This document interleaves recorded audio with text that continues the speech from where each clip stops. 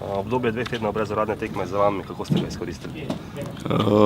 Ja, najprej se mi zdi, da malo v glavi se spočilo od vseh od tega začetka.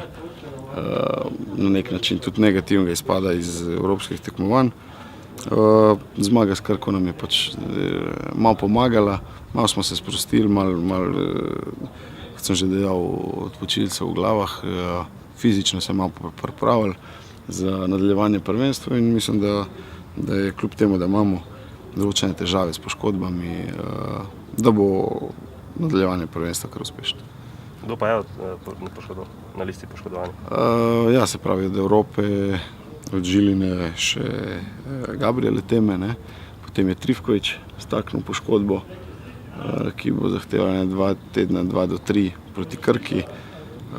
Vicente je spet na zadnji prijateljski tekmi začutil neke, v bistvu mišico, ki je že imel poškodovano, tako da bojo pa nekateri novi, ki so do zdaj manj odigrali, pač skušali pozitivno izkoristiti to. Na tekmo s Celjem ste se pripravili dobro? Ja, Celjane smo v bistvu pogledali na zadnjih 2 tekmah, v bistvu ne spreminjajo, niso tudi spremenili nič od, kar se tiče taktike in teh stvari od zadnjih tekem, tako da več ali manj jih poznamo, vemo kakšna, da so mlada, živahna ekipa, ki zna igrati nogomet, zna dobro nogomet odigrati predvsem na svojem terenu, ampak mi smo v Celju vedno dobro igrali, upam, da bo tako tudi jutri. Haris, 2 tedna ste bili brez uradne tekme, imeli ste čas, da se dobro pripravite in verjetno komaj čakate tekmo s Celjem.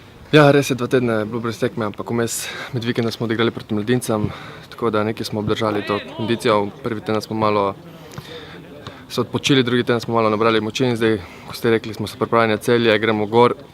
Čaka nas zahtevna tekma, ampak naš cilj je 3 točke in seveda zmaga. Celje je do sedaj osvojilo le 1 točko, verjetno bo zelo težko igrati proti njim.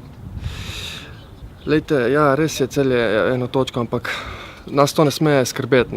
Mi vemo, da naš cilj je 3 zmaga, oni vejo, da morajo tudi zmagati, ampak mi se ne smemo to ozirati, mi moramo odigrati, kolikor znamo, čim boljše in domov odnesti 3 točke, da bomo vsi zelo veseli potem po tekmi.